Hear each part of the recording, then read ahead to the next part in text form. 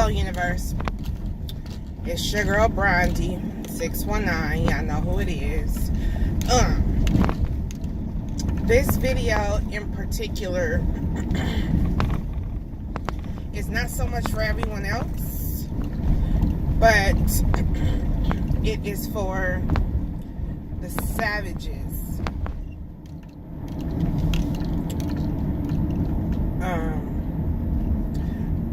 Of course, I want to start by saying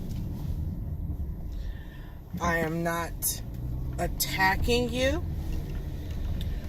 I am not attacking the way by which you choose to bring your daughter back home. But what I am going to say is, if you want your daughter to come back to you when she's ready, there are some things that you must refrain from doing, okay?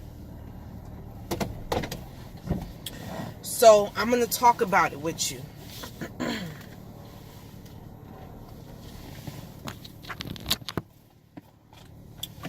I'm going to talk about it with you. Your daughter today is 23. She been with Kelly or met him or got with him when she was 19 or something like that. I did see the video where you showed, your family in the lawyer's office, and when Joycelyn called and wanted to speak to mommy, and she told mommy, hey, I've told you millions and millions of times that I'm happy and to stop what you're doing. Okay? Now, I know that you want to see her. I also know that you want to hear from her. I also know that you want her to know that you love her, and that you would love for her to come home, back home to her family where she once was, where everything seemed to have been okay. But this is what I'm going to say to you.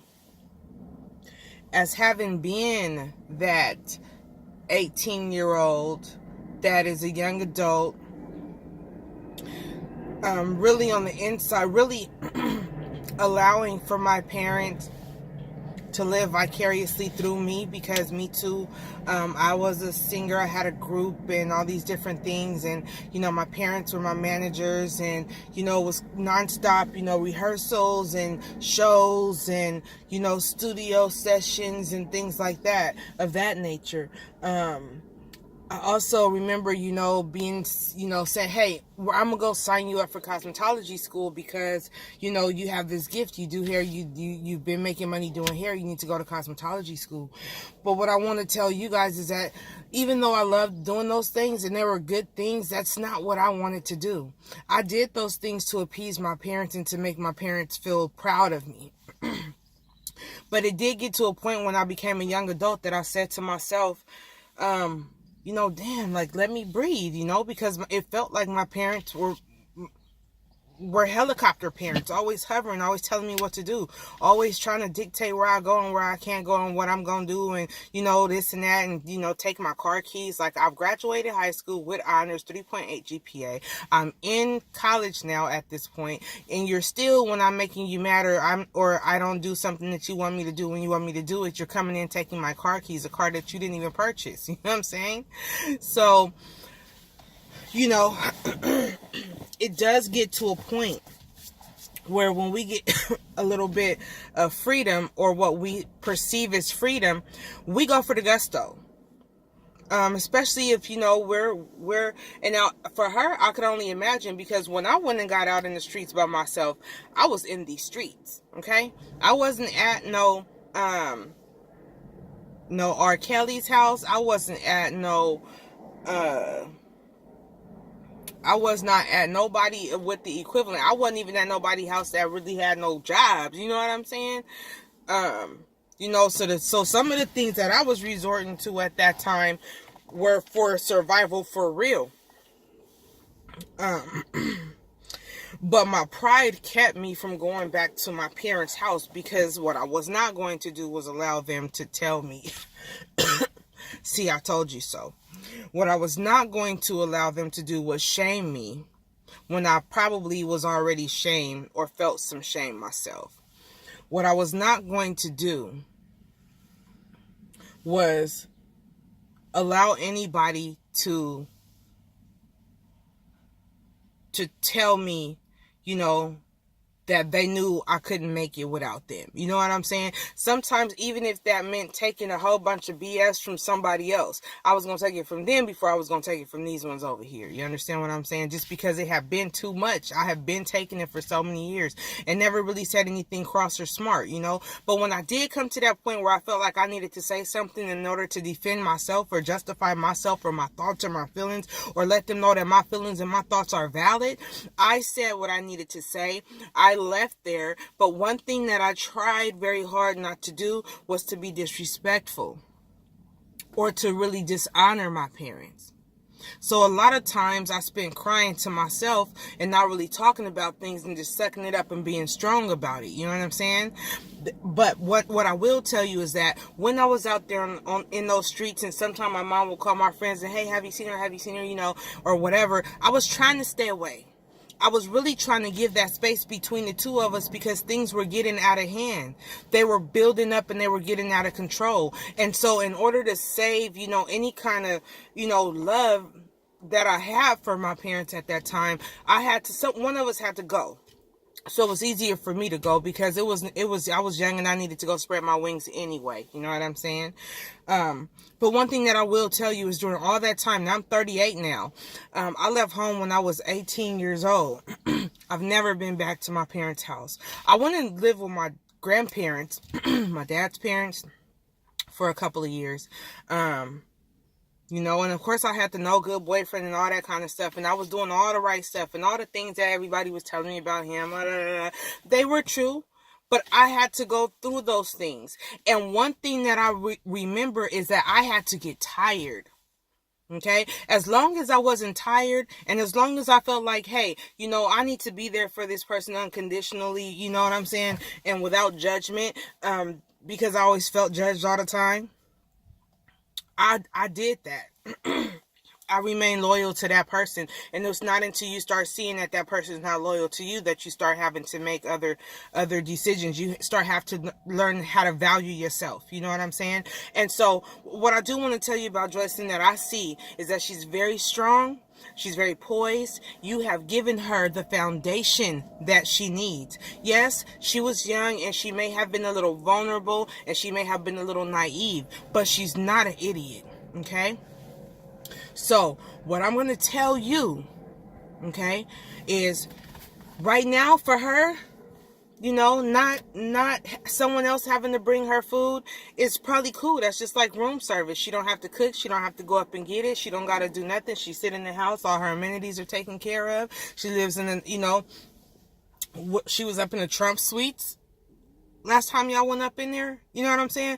When I was out here on the streets, I was at the Motel 6 and the Bel Air Hotel out in El Cajon City, and it had flies and bugs, and it was in the back of it. It's just, seriously, I was at the motels with all the smokers and the meth heads and all of that stuff. You know what I'm saying? She at the Trump Towers. So you got to understand, where she's thinking, hey, there may be some things that she can endure, that she's willing to endure and kind of just deal with right now, because she kind of feels like, hey, I'm living okay right now. You know what I'm saying? So what I'm going to tell you to do is this. If you want your daughter to come back, and you want her to come to you and feel safe coming to you, the first thing you need to do is you need to stop putting her on blast.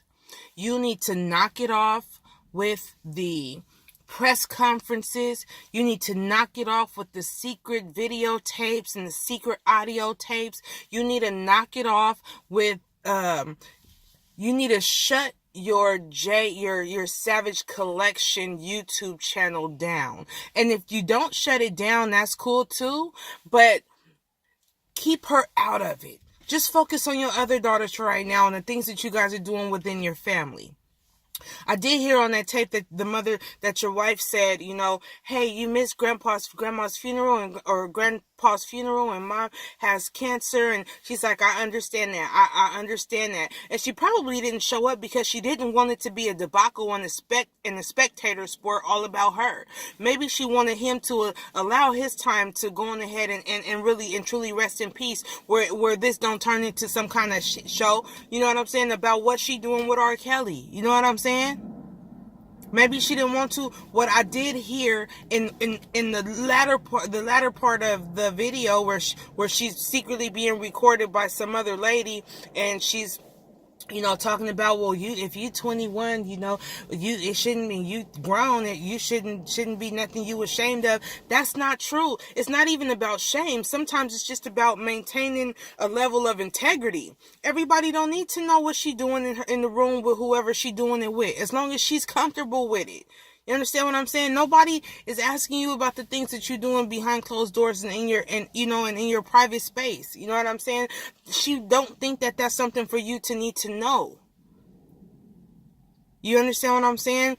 When you guys do things like that, she takes it and it becomes mistrust. She can't trust you. She calls you on the phone to talk to you, and you guys got it recorded. One person's recording over here. It's another person across the way recording. That person that's recording. And then you have the lawyer talking about, now we don't know where the number coming from. You need to call this line right here. You need to call this line. She's calling. I don't even understand why you even have that lawyer in your stuff right now, unless it's to advise you of what not to do and what you won't legally be held liable for. But at this point, I've been seeing secret recorded calls and all things like that. And last time I checked, that was illegal in the state of Georgia. Okay, the other person has to be notified that you are recording them. You know what I'm saying? So, and you're concerned about who's listening in on the call on her side, but you got a room full of people listening in on the call on your side. You can't be the pot calling the kettle black. You understand what I'm saying? You have to be a place of refuge for her to be able to come to whenever it is that she does want to come and say something. Whenever she does want to reach out and just say, Mommy, I love you. Daddy, I just want to tell you that I love you. All you got to do is be able to just pick up the phone without hitting record.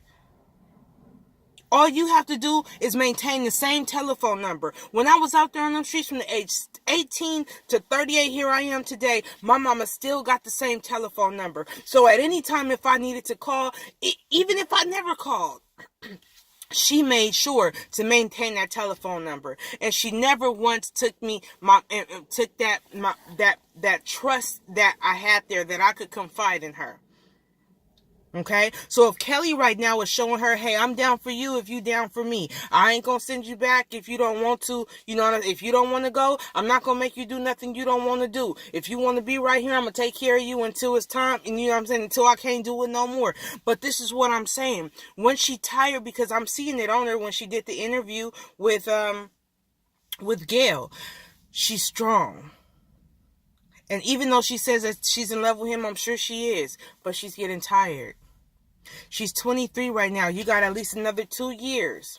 If you can hold on for another 2 years, and depending on what happens with this court case, I can guarantee you she's going to reach out and she's going to call that cell phone number. And that needs to be the time where you allow her to be candid without exploiting it, without belittling her, without dealing with her passive aggressively, without undermining her and telling her that she's not as grown as she thinks she is, and questioning all the reasons why she didn't do this and why she didn't do that. That's going to be the moment for you to just be happy in the fact that here she is making herself available to you. Right now, she's on defense mode. But shut down the lights and the camera, okay? You get so much further that way. Right now, she feels attacked. Right now, she feels like the only person she really can turn to is Kelly. And I don't really think that she thinks that she can really turn to him. Because when the stuff becomes monotonous and she begins to see, hey, okay, I'm getting older, but I don't have no degree. I'm getting older, but I don't have no real job. I'm getting older, but I don't have, any kids. I don't have a real relationship with somebody that just cherishes me and just loves me and just wants to love on me without everybody else being involved and the lights and the camera and the action. When she decides that she don't want to be in the limelight like that anymore, that's going to be the time she's going to come to you. So just make yourself available, but you need to fall back.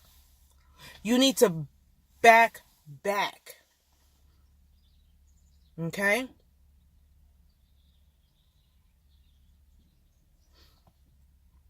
Keep praying and sending out that energy.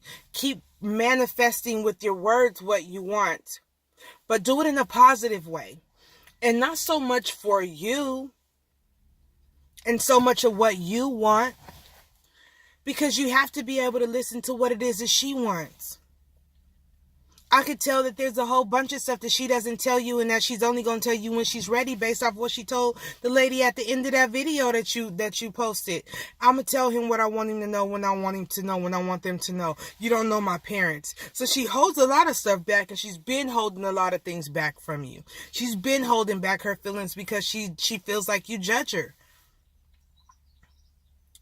You guys have probably made it, if it's not, your way, like you make her do the things that you think are best for her instead of allowing her to go out there and make those mistakes. This is the age that she's supposed to do that. It's not normal for a child to stay laid up under their parents all the time and strictly doing what their parents want them to do. You want to talk about someone being brainwashed? A child that is an adult, a person that is no longer a child, that is an adult, that strictly does everything that their parents wants them to do, is a young adult that used to be a child that is at this time brainwashed by their parents.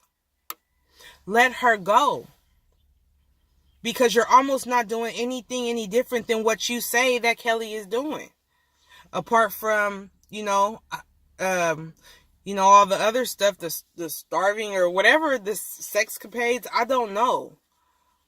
But right now she just wants you to chill out and give her time and space to get it together in her head to figure it out what it is that she's going to do and how she's going to do it. You probably don't even realize that by you doing everything you're doing, it may even be making her living situation worse. So now you have your hand in that. She's begging you to just chill.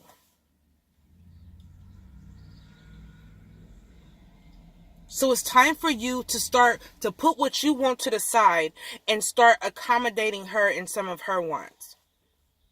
Just be there and stop with the recordings and the videoing and all of that. Stop with the CBS News broadcasts and all of that.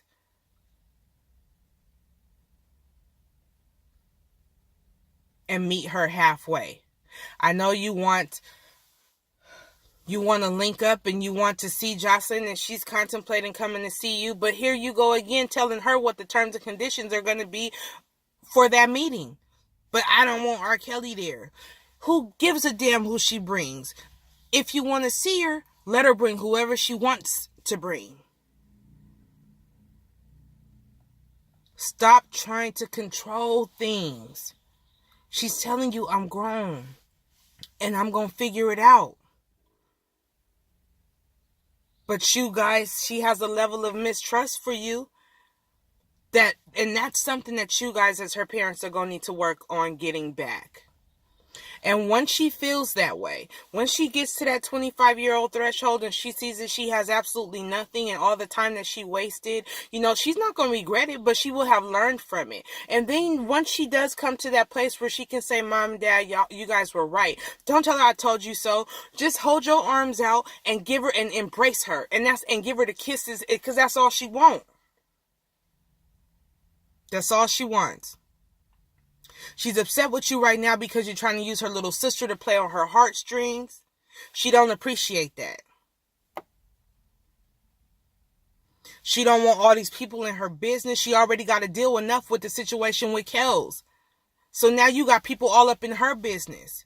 For now she has to defend herself. You know, they didn't bring that about. You guys did. So you can't really be upset at the way that she is dealing with it, you know? So that's what I gotta say. Hopefully you take this and you apply it and you let it resonate in your heart, and you guys can move from a different angle from this point on. You know what I'm saying? But yeah, I just gotta say, you live, you learn.